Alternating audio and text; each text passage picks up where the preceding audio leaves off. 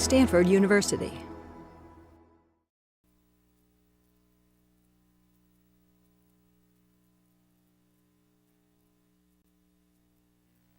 The seminar on people, computers, and design. I'm Terry Winograd. Quick announcement. Next week we have Daniel Schwartz, who's from the Education School here at Stanford. As you may know, there's been a lot of discussion lately about online education and all that. And, one of the things that comes up is, to what extent can you base that kind of thing on educational theory as opposed to just trying it? And he's been doing a bunch of interesting work on, from the education side on testing and how you measure students and provoke student performance. So that will be next week, Dan Schwartz. This week we have Deborah Tatar, and she's from Virginia Tech, but it's really a kind of homecoming, which is nice. She did her PhD here in the psychology department, stayed for a couple years as a postdoc, and then worked at Xerox PARC, or not then, but in some order, worked at Xerox PARC and at SRI and at DEC. For those of you who remember the late beloved Digital Equipment Corporation, which became Compaq, became HP, and sort of disappeared eventually. But so she has a lot of experience and knowledge in the local area. Plus, in her work, she's really one of the pioneers in what's called computer supportive cooperative work in education. So she's worked on the education side, but also on how do people collaborate, and that's the topic for her talk today. I'm really glad to be here. I really am an interdisciplinary person. I've spent most of my life in interdisciplinary pursuits, and so this is going to be a very interdisciplinary talk. However, I'm very glad that my thesis advisor is here. Len Horowitz from psychology. So that's also an additional. Because you're not being amplified in the room. Oh, I'm not being, okay. For recording, but not for. Okay. So I'm going to talk about something that's come to puzzle me since I've been at Virginia Tech.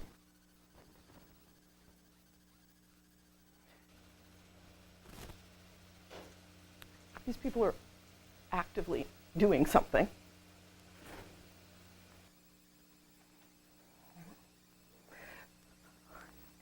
You notice there's a difference, right? We have a large group of people who are speaking. And we can ask ourselves who was successful playing this Sudoku game and who was not. So I'm going to talk today about what I'm calling microcoordination, a lens for studying the design of collaborative phenomena. And I have this provisional definition of microcoordination. It's the study of the phenomena of human coordination in the small, with a focus on variation, right? And because of this focus on variation, there really is an attendant shift from being talking about disciplinary phenomena in psychology, in HCI, and so forth, into transdisciplinary phenomena. And I'm going to elaborate what that means. So when we think about coordination, a lot of people have studied coordination from a lot of different perspectives. They tend to remain siloed within those perspectives. And that is turning into a little bit of a problem from my point of view. Now, what I'm talking about here is not triangulation. A lot of you will have heard about methodological triangulation, by which we say, do a quantitative study, and then we supplement it with some qualitative work, right? That focuses on convergence. That focuses on validity, the establishment that you actually have your hands on a phenomena. What interests me right now is something that's a little bit different. It is the variation and how we detect variation and what we do with that as designers who are increasingly responsible for designing, like, how people live in their everyday lives. Not just, how they work in some arbitrary office system, which was important enough. Now, why did I get interested in this? Partly because, for various reasons, but one of the most important is by an analogy. So I don't know how many of you have heard of Michael Pollan. How many of you have encountered Michael Pollan? Yeah, it's because it's Stanford, right? Right? So Michael Pollan makes a very interesting argument from my point of view. He says, look, most people assume that food is the sum of the nutrients that our scientists have identified, named, and traced. So, the scientists discover vitamins, we all go out and take vitamins, right? Because that's the clue. That's the thing that we really need to know. But at the same time that we've been so concerned about what the elements are of eating, of food, we have the highest rates of eating-related illnesses of any civilization. We have the only diet that is pretty much bad for everybody and bad across the board. So his point is we act as though objective science tells us more than it actually does. With food, his argument is we do not know we don't know what we don't know. And we have to consider a wide range of factors outside the set that we have traditionally been thinking about. And he tosses out things like, why do people always eaten in groups when they could? Is that an important part of our intake of food? Highly, that is totally thinking outside the box. It is not something you get to directly from the science you've been doing.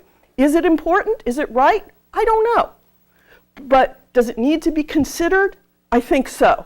And my point about ICT is that, in fact, it's the same way. We don't necessarily know what's important about the technologies, the shared technologies we've put into place in our world. And we've done it over a very short amount of time. And, of course, we all hope that everything is just peachy. But we don't know it. And we design as if we did. We sort of happily assume that everything is okay.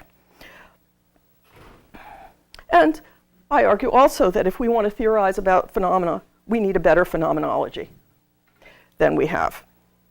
So we all know how to coordinate. I took these clips from mostly from a documentary that Michael Tilson Thomas did about music. There's music in this. But the point is, we know lots of things about coordination. Oops, I think I went past my, oh, that's, no one is hurt by seeing that clip more than once. Okay.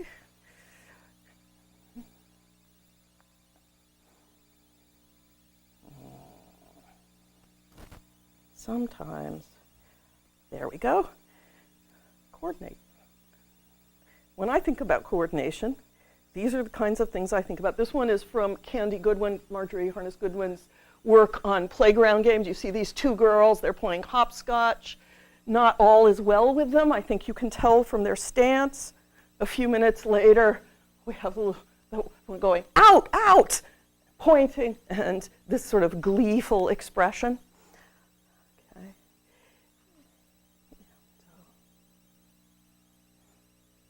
And here we're going to have some girls engaging in very highly coordinated playground activity, right? We all know how to coordinate.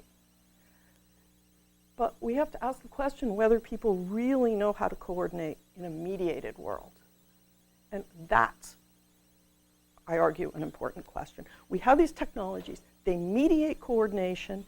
They might amplify and distort coordination. Maybe they can even be an avenue for exploration, for understanding coordination better, as it were at a subatomic level, because they take apart things that are normally unified in previously unified. And of course, ultimately, we want to ask, can we design better? So what we do in my lab is we design situations, technical and human situations, where there's a possibility of human coordination. But we don't make demands, or we make very minimal demands on what people do. And then we look at what they do. So in the near term, what we'd like to do is provide a set of cross-cutting questions. I'm starting with questions here, right? Like Michael Pollan, what should we be looking at that focus on highlighting some of the things at the margins of existing disciplines? And in the long term, we'd like to find models of relationships between the disciplines and provide structures that resolve design tensions. Okay. So we're looking at digital spaces and social spaces. And I'm going to talk about a few examples from my lab. First one is digital drumming. This is work, this was published at CHI. The first part of this was published at CHI in 2010 by my student Bobby Beaton. And the point that I'm going to focus on today is that the digital can change associations of notions such as leadership. So what we did was we brought people into the lab, we asked them to drum on a digidrum system. Either they had previous experience drumming or they didn't.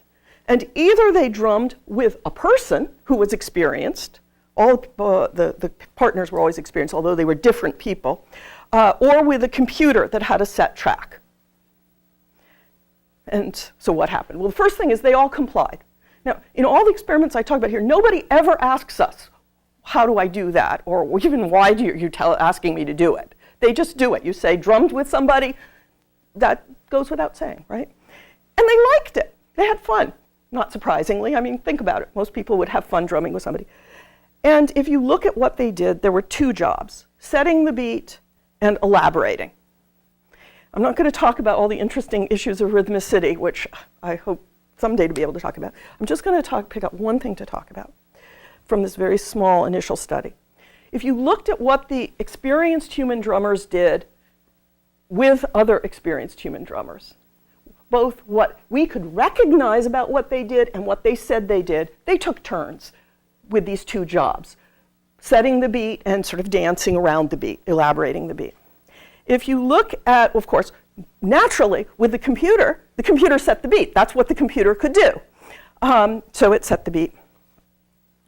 Now, the inexperienced human drummer, drumming with an experienced drummer, interestingly, inexperienced drummer set the beat.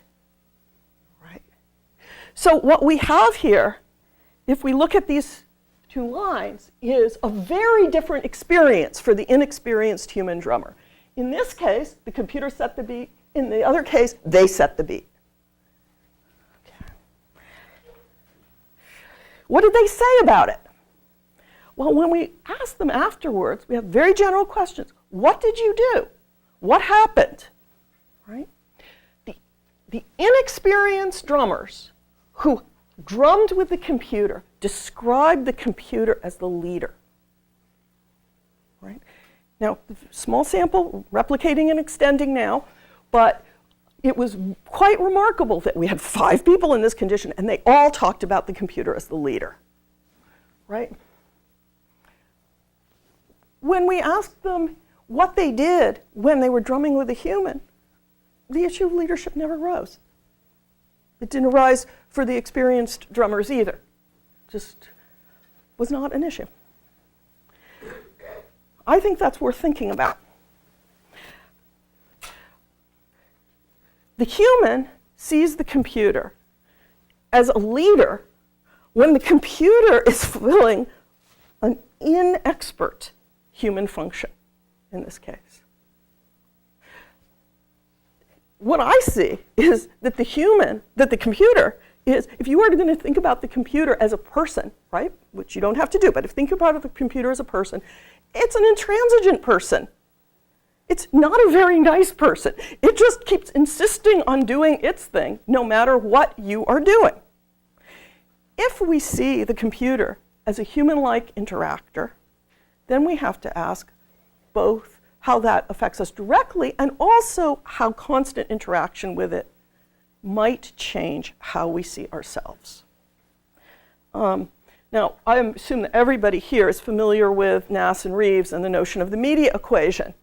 Right? What is the equation? The equation is in how people treat the computer as being like, so it's in how I see a computer as being like a person. And that research has mostly focused on how we act as if computers were people, right? But there's a very old notion in psychology that's gone through lots of transmutations and things like that, but it's the notion that how people see themselves is tied to how they're treated. And of course, we're just a few blocks from where the Stanford prison experiment famously messed with at least how people behaved and experienced themselves in the short run. Okay, so the notion here is what happens to these terms like leadership in a world where we are interacting with computers a great deal. And we have to think, what is the meaning of leader? What does it mean to the students or the people who are doing this? And where, should we be concerned about this, or is it ultimately trivial? Maybe it is trivial. I don't think so, or at least I'm worried that it might not be. Now we're going to move into looking at the digital space and the social space in relationship to one another. This is the collaborative Sudoku. And again, this is work done, this was presented earlier this week at CSCW by my student Jin-Suk Lee. Here's this notion, what does it mean to work together? Right? In CHI, in HCI, in CHI, the conference, in HCI, the field, and also in the learning sciences, we often assume that talking is a proxy for working together. Right. What if that's not true? Right. In this study, we created a collaborative Sudoku environment. We asked 37 triads to come in and play Sudoku together. Right. So 3 people in a room like that. You can see the picture. 1 shared puzzle distributed over their screens. 3 laptops, 15 minutes. And this is a picture of our little interface.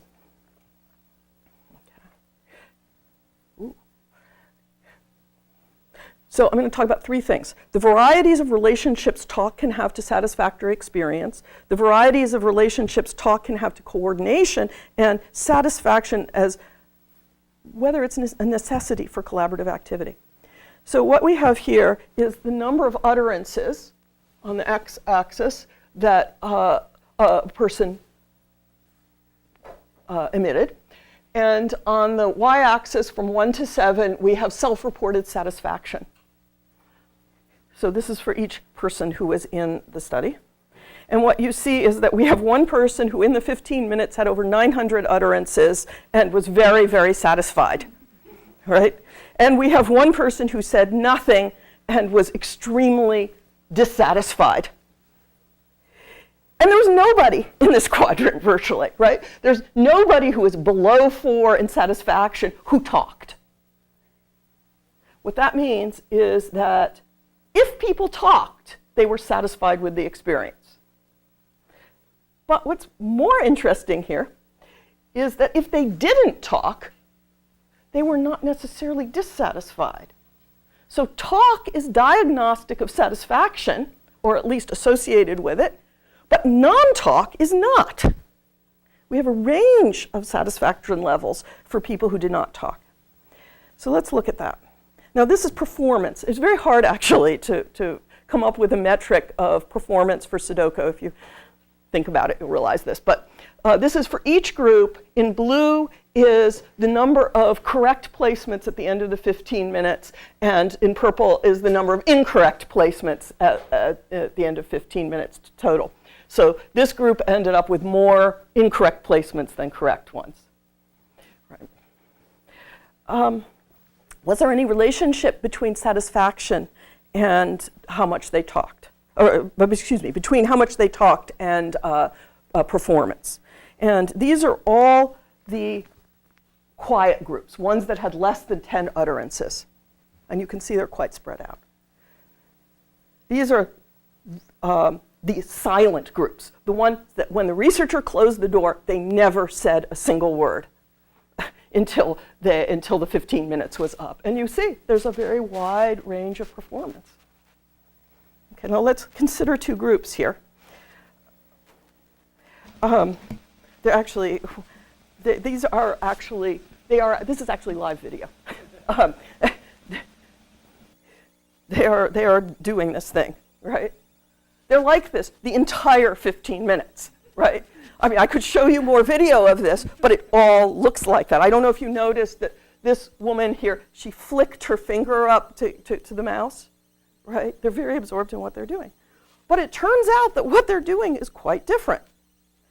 If you look at group 32, this was one of our highest performing groups. At the end of the time, they had almost the maximum number of correct and no incorrect. And what I mean is, if you look at this group, which has many more corrects, they also have a lot of incorrects. I mean, it's hard to balance this exactly. If you look at this group, you see quite a different story. They have a lot of correct, but they also have a lot of incorrect.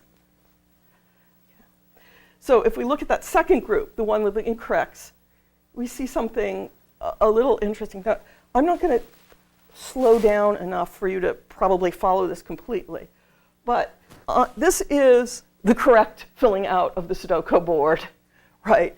And this is one thing that one of the people put in. If I put in a 7, right? And the thing about that 7 is that there's really no reason to put a 7 there. I mean, it's not, no, that's not true. In Sudoku, you can have different criteria, right? There's not sufficient reason to be sure that a 7 goes there. And in fact, it turns out it doesn't, right? It looks like a guess, at least insofar as we can tell from the outside. So that's one person in this group. Another person also appears to guess. As far as I can tell, and we can deduce, there is no reason to believe that a 4, it's not even narrowed down to 2. I mean, there's no particular reason to believe a 4 belongs in that spot, right? Meanwhile, the third person in this group, Abby, puts down this 5, which is wrong in terms of the absolute solution, but is actually perfectly correct given the state of the board, right? So there's 2 5s, and I'm assuming everybody here knows Sudoku. If you don't, we can talk about it afterwards. The point is, here's Abby. She's sitting in this group. We've got 2 people who are guessing about the answers, and she's doing this other thing, and they're not talking. Right? So we have one group that performs almost at the top of our range. They're coming in. We could describe them as having flow. They're beautiful, right? They don't need to say anything, maybe, arguably, right? And then we have this other group where things are, from an outcome point of view, coming completely unglued, right? But we have to think, what is important to design here? We could design for flow, and maybe the second group, as badly as they're performing in some perspectives, feels a sense of flow. Maybe that's their goal. We don't know. We could design for friendliness. Why don't they say anything? I mean, we could come up with many psychological explanations of why they don't say anything. But the important thing is that in our stance as designers, we have a choice about what qualities we are encouraging through our designs. And if we say to people, oh, well, the most important thing is to get the solution right, then we've made a design decision which is not necessarily justified in the design of systems for people's lives, that are integrated with all the good qualities of living and so forth. Okay. So my argument here is that hopefully you will spend a little time thinking about the varieties of relationship between talk and coordination, between talk and satisfaction, and what are necessities for collaborative activity. So we'll spend a little time thinking about the phenomenology that I think we don't fully understand yet. And we want to think about such basic questions as, when communication is in the digital space, to what extent are people working with other people? So one way of reading what happened with this group is that Abby, who comes in, is not trying to solve Sudoku as a whole puzzle. She's taking a puzzle as it comes to her, and she makes one move that's consistent with that position, and maybe that's okay from her point of view. Maybe it's not okay from our point of view, especially if we're trying to encourage computational thinking. But that's a value judgment on our part about what's important in the situation, and that's the thing that we need to keep coming back to. Other people have worked on trying to characterize this kind of communication. Kel Schmidt has worked on this, and his student Rune Christensen has worked on this.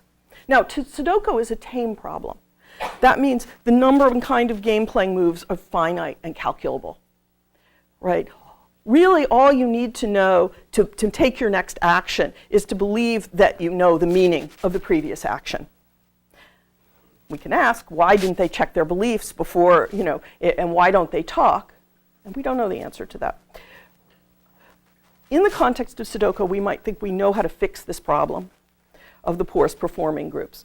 Give them better feedback, have them talk. But again, we have to be sure that they have, in fact, a problem. And it's not just our perception that they have a problem. Now, one reason we can think that they have a problem is because Sudoku has correct answers. Right? So we have a metric against which we can look at this. Okay. So in the next slide, I'm going to look at, I'm going to talk about a collaborative Pictionary game. It's very much like Sudoku, but there's no correct answer. In this game, what we have is 3 students or participants sitting at with a shared Sudoku Pictionary game. There's a 4th person behind the glass who cannot hear what's happening in this room, and the 4th person is the guesser. So these 3 people have to, in some sense, cause the guesser to guess the phrase that we're using as a prompt in our Pictionary game. So in this case, the prompt was food poisoning, and what you see in blue is drawer 1, green drawer 2, red drawer 3, and you can see up on the upper left, drawer 1 has drawn a toilet and some like vomit and an arrow to the toilet, right? And here they've written soup, and then they have a sad face with crossbones over the sad face in a box. And again, here we have a person, and a person is vomiting into the toilet. There's an arrow and some food, and so forth. So that was sufficient to get the guesser to guess food poisoning. The question is, how do the 3 people in the room work together? We could also look at how they coordinate with the guesser, but I'm not looking at that here. This is over the 10 phrases, what space on the board did the people use? Composite, right? So we made ovals around each object, and we just made a composite across the 10 things. And you can see that there is some allocation of space across these 10 things. They never discuss it. They never discuss where they're going to draw. Okay. What I think is interesting is that some of you may know that there's quite a bit of work on the notion of territory in tabletop displays. Some of it accomplished here. And some of it also by Sheila Carbondale and Saul Greenberg and other people at Calgary. And this term has crept into our language about allocation of space on the tabletop, territory. If you look at what people actually describe, it is not necessarily what I would call territory, in the sense that territory has an implication of demarcation, boundaries, drawing differences. That's not actually what they report, although they do call it territory, and it's certainly not what we see. What we see is closer to a kind of politesse. It's a kind of politeness, that you are kind of working around what the other people are doing as you can, in the same way that you might try to avoid bumping into people on the street. We may not get along with people, but we typically do not bump into them as we're walking down the sidewalk. Somehow we are sufficiently coordinated. I think it's quite significant to refrain from calling this sort of behavior territory, because, again, the implications for how we see our behavior as being, in fact, territorial when it's really a highly accomplished dance. Okay. Now, in this accomplishing this Pictionary task, there is lots of linguistic coordination, which is just as you would expect. So here's parallel execution of someone else's idea for slow motion. D3 says, maybe we can compare like two people who are riding bicycles. One of them's going really fast and the other one's going slow. And D1 says, this is hard. How do you demonstrate slow? And D1 then says, oh, okay, let's draw a turtle and a hare. Let's do that. And all three drawers come to the conclusion that their next step is going to be working in parallel on a turtle and a hare. All right. But there are also kinds, what I call kinds of non-discussion. So in this example, we have slow motion again, and D1 has added cross-hatching and cross-hatching to the shell of the turtle that D2 has drawn. No discussion, just comes in and adds this. In this case, D3 is trying to illustrate blind date, which turned out to be a very hard thing to illustrate. So they can blind date. And D2 has drawn a face with no eyes, presumably to signify blind. And then D3 comes along and carefully adds in, I don't know whether you want to call them glasses or eyes or something like that, but carefully adds that in. Again, no discussion. Here's a case where, again, no discussion. This is an amusement park. D3 draws a roller coaster. And guess what? D2 draws a roller coaster too. So I would call that non-coordination.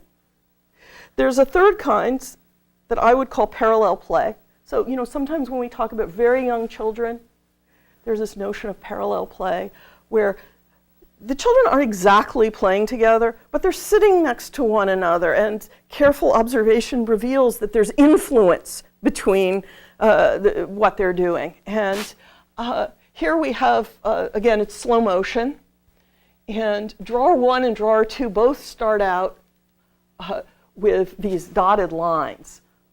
I'm not sure exactly what they mean, but these dotted lines, right? And then drawer 2 goes on to draw, I think it's someone swimming, and writes matrix camera motion. No, I haven't actually seen the matrix. I'm sorry to admit, but but some of you may understand that better than I do. And drawer 3 comes along, and you can see that drawer 3 is still working on the same concept of a movie, right? But drawer 3 has done this as a kind of storyboard, right? In which this is 1 second, 2 seconds, 3 seconds, 4 seconds, right? Quite remarkably, the guesser at that point guessed slow motion. So, there is that component too. I would describe this as parallel play, though, where there appears to be some influence. It's not coming out identical, but there seems to be some kind of processing of what the other people are doing. Okay. In Pictionary, we don't have the crutch of correctness to explain the coordination behaviors. We can't say, oh, they did this because they had a plan. They did this because they're going in a certain direction. We just have the behaviors. And what's kind of interesting about Pictionary is that the rules of consequentiality are unknown. You really don't know whether the next thing you try is going to work or not. And you don't know what it's going to mean to the other people. The forms of coordination are always on the table in every second. So Pictionary is in that sense a wicked problem, in Riddle's sense, a wicked problem. The number and kind of game-playing moves is infinite and incalculable. So, some of you are probably familiar with Alone Together. I'm seeing some nods here. I think what we want to think about is we have a characterization of what people do, and we can have a book like Alone Together, which says, oh, guess what? People are alone, in some sense, in acting on the internet. What I am saying is, I don't know whether people are alone or together in these behaviors. I don't know what all the different ways of being alone and together are, and I think we need to look at that and keep looking at it. And when we're designing, we need to keep thinking about exactly what we're designing for and what we're hoping from our systems, both directly in terms of our overt goals for system design and indirectly in terms of their consequences. We need a better phenomenology. And we need to avoid premature encapsulation. We need to ask, what might get missed in these different, from these different disciplinary perspectives? One thing that we need to do is think both about the inside and the outside of people in HCI. So I think that you could say that some of the things I've been talking about people do in situated action work, they do in conversation analysis, but they are typically only thinking about people's external presentation and not about the effects, psychological effects. We want to really be doing both. Okay. Now, in all those projects, we looked at people who were in the same room. There are other micro-coordination phenomena as well. One of my students, Jamaica Burge, looked at mediated arguing. The phenomena here is conflict. Now, a lot of people have looked at communications. Most of the time when they look at mediated communication, they assume that everything's going well. Following on the Michael Pollan plan, we became interested in the idea that we needed to look at times when not everything was going well. Okay. So you can do that with a variety of situations, like, you know, there's very standard social psychological situations like the desert island problem. But these are cold problems, and they don't necessarily mean anything to the actual participants in the conflict. Okay. So, yeah. So again, I'm arguing that we have to look at whether there are particular problems in particular situations with a greater care for identifying phenomena than for being sure that those phenomena are totally nailed down. Okay, so the scheme here is to look at couples, because it's kind of hard to look at conflict that means something in the lab. This was a paradigm invented by a fellow graduate student at Stanford here when I was here. What we do is we bring couples into the lab, we ask them to list things they disagree about together, because it's no secret. I mean, if you disagree with your partner, it's something you disagree about. Then we ask them to agree about a topic to talk about. And then they're told what condition they're in. They're in one of three conditions. They're either face-to-face in the same room, they're on the phone, or they're using IM. There are many safeguards to make this work carefully. I'm not a clinical psychologist, and we needed backup from clinical psychology. We can ask them what happened. Did they argue? Ooh. Okay. Well, the prime evidence that they did argue is that they all got more depressed. Well, it's a state measure. We used the PANAS, the positive affect, negative affect plan. 22 out of the 25 participants in this, in 22 out of the 25 couples, at least one or both of the partners had a significant decrease in positive affect or a significant increase in negative affect from the beginning to the end of the experience. By the way, after they engaged in this argument or this discussion, we subsequently had them reminisce about the time that they met, which is typically restores their equanimity. Right. Now, in fact, when we looked at global measures of what was happening, most statistical examinations revealed no differences between conditions. The people gave themselves and their partners similar ratings across conditions. right? Although they were only in one condition, as in all of these experiments. But if you look at what's happening, you see big differences. So this is active reaction in the face-to-face condition, right? I have permission to use people's pictures, but I don't actually think it's very nice to show people who are arguing without some disguise. So there's some marring of your ability to see what the expression is. But this is phone. This is the distress, right? In the phone condition, we get this kind of expression. And I don't know if you can tell how purely unhappy this young man looks. But he has an expression of true distress on his face.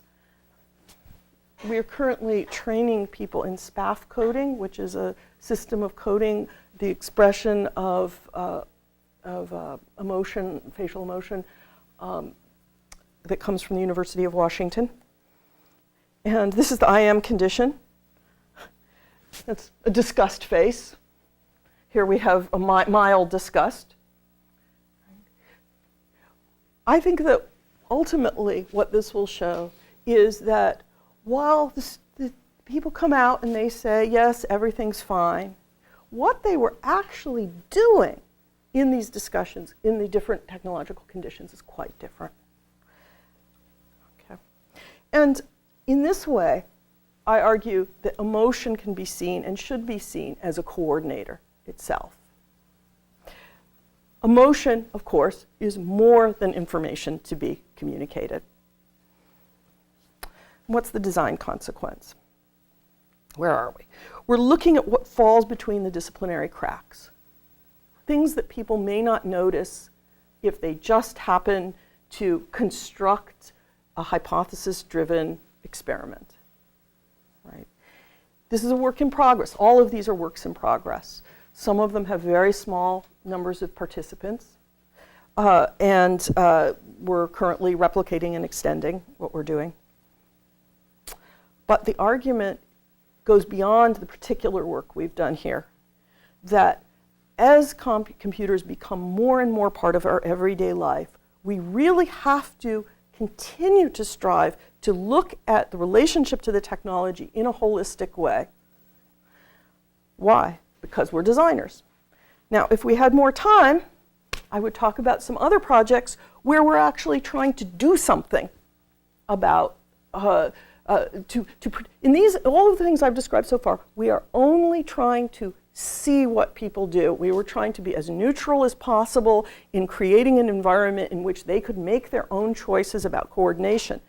In these projects, we are trying to actually influence people to engage in certain kinds of coordinative behaviors that we believe are important. Okay. So as we go forward, 3 thoughts to leave you with. We need to work on finding legitimacies in transdisciplinary research such as this. We need to think about informing design more directly. And we also want to think about phronesis. Right? Bent Flyberg argues in Making Social Science Matter that social science matters in the world, and in particular in design, when we think of it as the provider of phronesis. So Aristotle said that there were 3 forms of knowledge: techne, episteme, and phronesis. In our modern world, we think of technological knowledge. We have a word, right? Technology, technological knowledge. We have epistemic knowledge, which is our content area knowledge, right? But we don't even have a word for phronesis, right? It's not in our consciousness.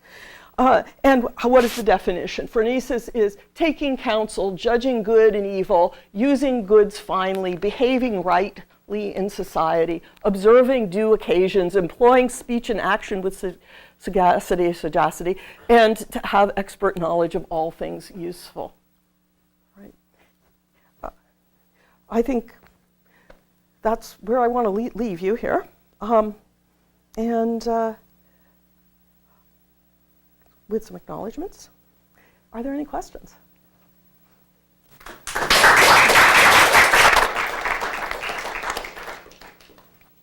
have a question about Pictionary. I really like Pictionary as a task setup. I thought that was supremely clever, and I wrote a note that design classes ought to use Pictionary as an exercise because so much of what visual design is doing is, in some sense, Pictionary. How you communicate visually without what you want somebody else to figure out.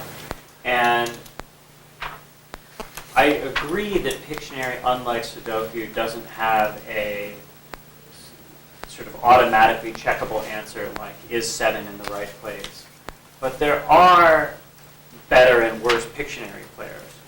If you've ever been in a social setting where people are playing Pictionary, there's some people where you say, oh great, I'm paired with Terry, we're going to do well. And uh-oh, I got paired with Scott, this is trouble. And so I think, the fact that you don't have an answer of 7 that's checkable doesn't mean that there isn't expertise or skill or better and worse choices. Yes, but how does that come into the coordination? Because when you're thinking of that, you're thinking of the coordination with the guesser, right? So vis-a-vis the guesser, there are better and worse choices, right? But I'm really focusing on the relationship with the other drawers. And I think with respect to that, there's no real checkable elements. There's no real checkable elements. Great, I'll disagree with that vehemently. So I think in the Sudoku example was really smart because it shows how one person is doing one thing and somebody mistakes what they're doing for something else. It's a really nice distillation of that group error. And that happens all the time in real groups, and it can be disastrous. And I think that same kind of thing can show up in Pictionary also, or at least that I think you could definitely demonstrate that if you wanted to have a group Pictionary strategy, you could find strategies that are more and less effective, or where you use the multiple people in better and worse ways. So here's a question for you. In all of this work, we could, as designers, structure an activity such that people would not fall into these errors. So we can, just as we can say to people, talk. You must talk. You cannot put down a number, let's say, in Sudoku without talking. We could make a rule like that. We could even say, you must type in your justification, right? And that would presumably have the effect of causing them to reflect, to become maybe better computational thinkers, more precise. They'd certainly be more to my taste in terms of playing Sudoku, because I was quite astonished by a lot of the guessing behavior we saw. But the question is, at what cost? At what cost do we produce a particular end as opposed to having the people come to that particular end? And that is actually comes back to the issue of how does the computer change how we see ourselves and how we see other people through the mechanisms of automation. It comes back to this question of how the computer changes the core structures of coordination, and maybe, as I said, makes them into subatomic particles, right? There's a question over here. So I was going to say, you were saying that, you could give them instructions, right? And then, but of course, you can't test how that would affect them, right? You could test whether they get more correct. You could test how that affects their flow. You could test whether they enjoy it more. So that's clearly an empirical question. I'm just curious why you don't, I mean, do you not think that's like worth exploring? I think it's very worth exploring, but I also think that there are larger epidemiological questions that you can't get from doing small scale studies. And so that's one of the reasons I started with pollen. Let me say a little more about that. Jean Twenge wrote a book called Generation Me. Any of you heard of this? Okay. And it was subtitled, Why Young Americans Are More, okay, there's a lot of adjectives in this, more confident, assertive, and something, and also more anxious than ever. And she looked at years of data about gender roles. She looked at years of data about how people were constructing their place in the world. And she found this rise in anxiety, which she associates with programs like Free to Be, You and Me. But I associate it with a combination of factors, one of which is significantly less experience playing playground games. Middle-class American children do not go outside to play. They play in structured play groups with adult supervision. They even have very tight regulation of school playgrounds, of what they can do. They don't have the experience of learning to take responsibility and have agency, as much agency as in the past, for in the context of play. They spend a lot of time watching TV, we all know that, right? And now they also interact enormously with computers, which are in this very dominating kind of structuring position.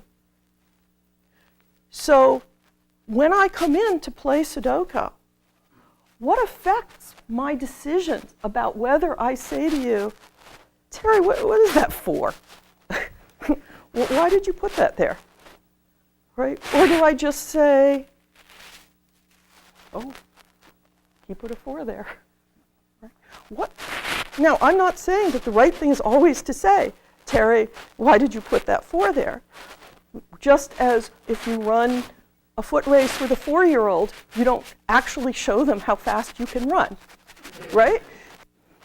You adjust, but what you have learned, the reason that you have learned to adjust is because of this very substantial experience which children have always had in every culture across time and eternity, except ours right now, and especially in middle-class life. So that's a concern I have. Coming back to you. I think there are a few more questions. Actually, why don't we go to student and then... Yeah. Okay. So I think that this was a very, very interesting talk, and I'm not sure what my question is correctly formulated as, but I'll take a guess at it. And it seems like we've studied coordination, where coordination is an explicit action which the actors know about. But it seems more and more that, if you're on the internet, you're coordinating with people, but you don't know that you are, in a way. So you type into Google query box something or the other, and in some way or some mediated respect, it's coordinating how Google gives results to everybody else. That's a trivial example, I guess, but if you look at review sites, stuff like that. So there's a lot of this implicit coordination which people don't think about. So how do you think that sort of coordination, any thoughts on that sort of coordination and how it would differ from behavior here? I mean, I guess I see that as a little bit different. I see that as macro level coordination. It's you're getting perhaps some information about the group. You're adjusting your behavior to the group. I think it's also one of the little problems, this is a completely separate problem from my point of view, but is that we don't actually even know how the things that are coming back to us from a site like Google are influenced by what they're influenced by. So I don't can't even begin to think about what the effects would be. I think there's serious privacy issues, there are serious concerns about it, but in a different category. You had a question and then one? Yeah, I was going to ask extending Scott's. I really like the experimental designs you come up with because they really get to the basic things. And I was thinking about the kinds of tasks. And you talk about the Pictionary as a wicked task, and it's sort of one step in that direction, but it's still very finite. Person guesses, you've got it. Whereas really wicked problems, you think you have the answer, you put it into practice, and then you later discover there's some factor you didn't even think about that's come back and caused it not to work. So how would you set up an experiment that goes that next step towards wickedness? Good question. There's lots of studies of design, right, and design processes. Lots of studies of students, lots of studies of trained designers, right? I really don't know. I think it's a really interesting question to think about.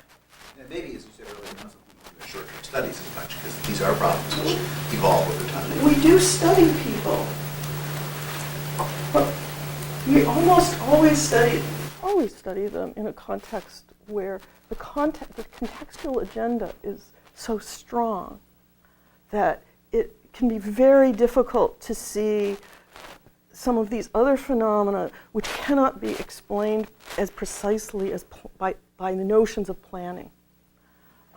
So why did you do that, you may ask somebody. I did that because it was a requirement for the design. Well, so what we're trying to do is take a step back from requirements in that sense. Make situations that are more like playground games, in the sense that nobody really has to play a playground game.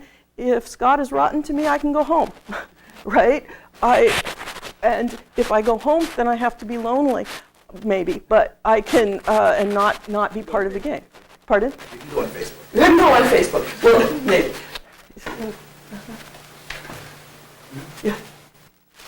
I wanted to ask a question about the first study you described, dealing with drum beating. There's one condition that you described where an experienced drummer is working with an inexperienced one, and it's the inexperienced one who starts the beating.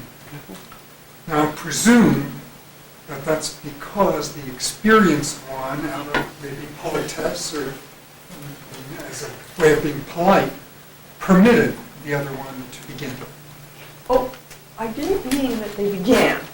I meant that throughout, that became the task of the inexperienced drummer. That's okay. Now, they never discussed who was experienced or inexperienced. We never told them. But among the sample, there must have been those who followed that pattern and those who really did not. We only had 5 people. So 4 of them both did something that was identifiable. So in 4 groups, the inexperienced drummer did something that they claimed, the experienced drummer claimed, and we could hear was establishing the beat.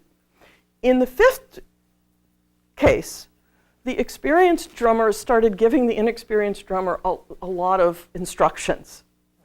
The 5th case, there was this kind of discussion about what was going on, which was far less satisfactory to the inexperienced drummer, I might add, who felt. So in the typical case, there was more coordination. More coordination than... Coordination in the sense that they got into a pattern that seemed to work. It worked for both of them. Yeah. And maybe could you say that the product that was generated from that was, to your ears, a more pleasing or more satisfying pattern than what you heard from the other one? Well, we've identified 5 or 6 different kinds of patterns that people used. The patterns include things like call and response. They include synchronous drumming. There's a number of them. I don't think the issue is so much the pattern as the transitions between the patterns. Right? Because you don't keep doing the same thing constantly. You establish a beat and you keep that up for a while, and then you switch to a slightly different baseline beat. And as I said, with experienced drummers, there is a trade-off between who makes the beat and who is elaborating on it, right? With the inexperienced drummers,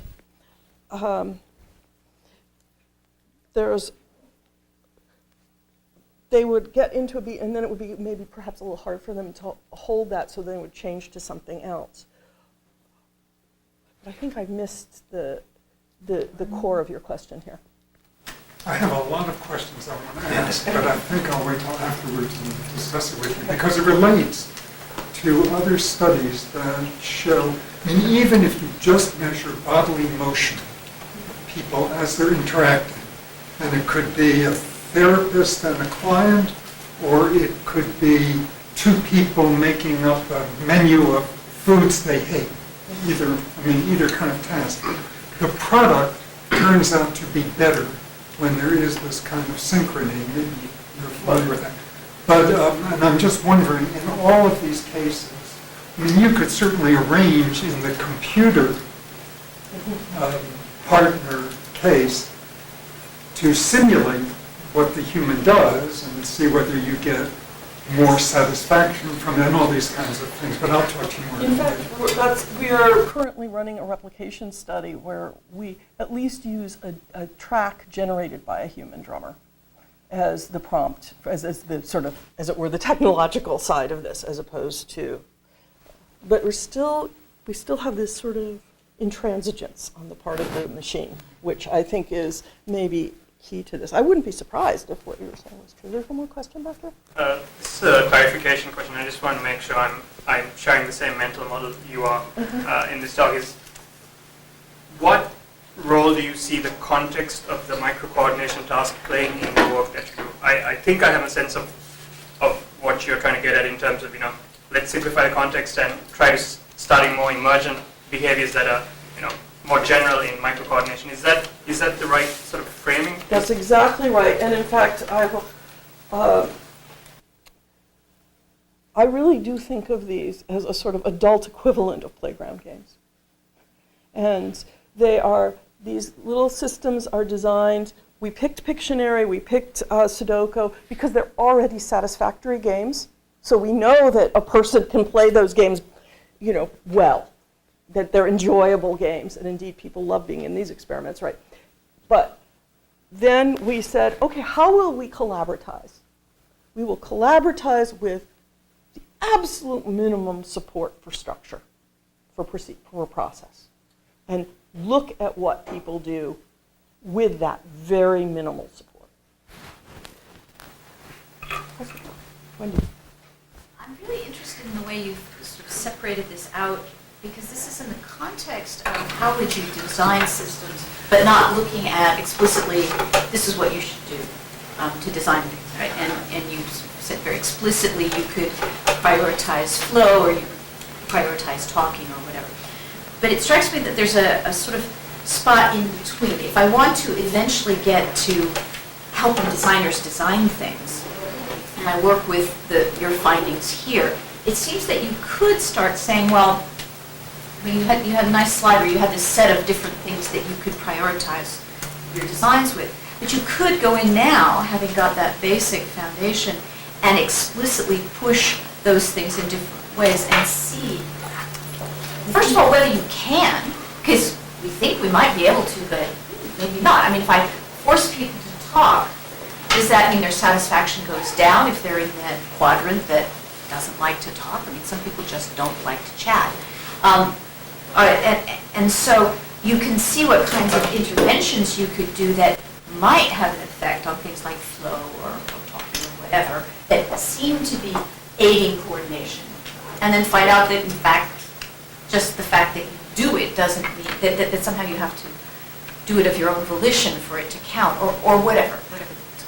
Exactly. I think that's where the research program is going. But I also think that there's a question of whether coordination is always even a goal, whether it should be a goal, what kind of coordination, and for whose purposes. again, these questions that have to do with quality of life are really new, I think, to the design of computer systems. They're being asked increasingly. Some of you might, well, let me not diverge too far, but they're being asked increasingly, but they're often being asked within disciplinary boundaries that make it difficult to see for quality of life issues to emerge as clearly as they can if we work across disciplinary boundaries. Yeah. Sounds like a good finishing point. Okay.